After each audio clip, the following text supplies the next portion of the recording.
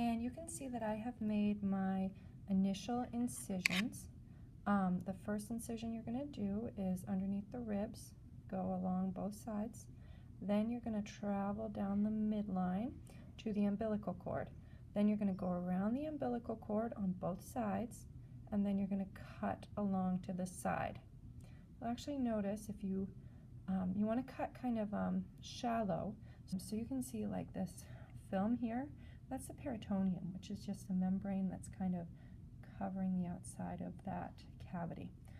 Now that I've peeled back all of the flaps that I have created, you'll notice I still have this region, this little key where my umbilical cord is. So I'm going to have to cut this vein so we're able to see the whole abdominal cavity. So now you can see the cut vein. I've pulled back the umbilical region, so now we can see the whole abdominal cavity. Once you're inside, if you kind of go up towards the cranial side of the abdominal cavity, up above this big brown portion, which is the liver, like you're trying to go into the rib cage, you'll notice you can't get there. This is the diaphragm. Now here is where you'll find your umbilical vein and arteries that you had to cut in order to be able to open up the abdominal cavity. This portion here is the liver. It's got a lot of lobes on it. There's even a lobe further to the side underneath there that you can see. Underneath the liver, you will find the gallbladder. See this kind of greenish piece there? So the gall produces bile. And so you actually see this little tube here coming off of the gallbladder and attaching in the stomach. That's the bile duct. So the stomach is this piece right here. It's kind of wedged underneath the liver. So that's your stomach. Then coming out of your stomach, in your stomach you have two valves because your stomach has kind of an entryway, which is what we call the cardiac valve. And I can't really show it to you right here. And then it also has an exit hole, which is called the pyloric valve. You can kind of feel that this valve is very muscular, like as I run my probe by it, as it's going into the small intestine, I feel like almost like a hard muscle right there. There's also the same thing in the cardiac valve, which connects the esophagus to the stomach. So now we get into our small intestine, which takes up a good portion of our abdominal cavity.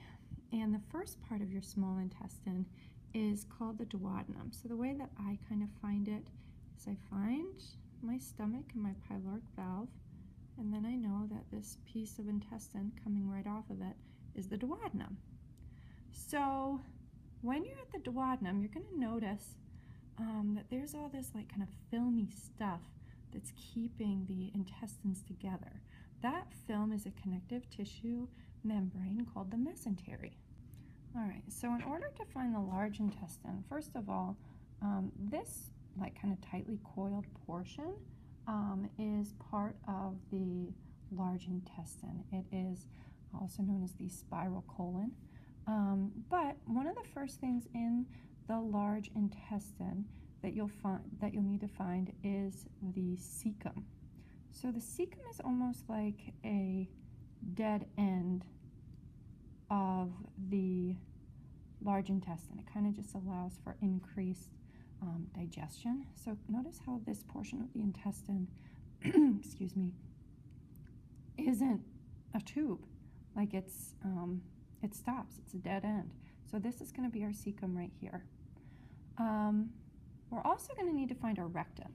Our rectum is basically the last portion of our large intestine before it leaves the body. It's that last holding place. So you can find it in the dorsal portion of this cavity. You see that portion of the intestine is going through so it can exit through the anus.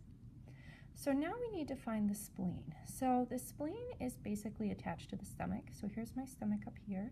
Then I've got this fleshy structure attached to it, which is my spleen. We also need to find the pancreas. Now, in order to find the pancreas, you have to go back to the duodenum, and the duodenum is that first portion of the small intestine that's attached to the stomach.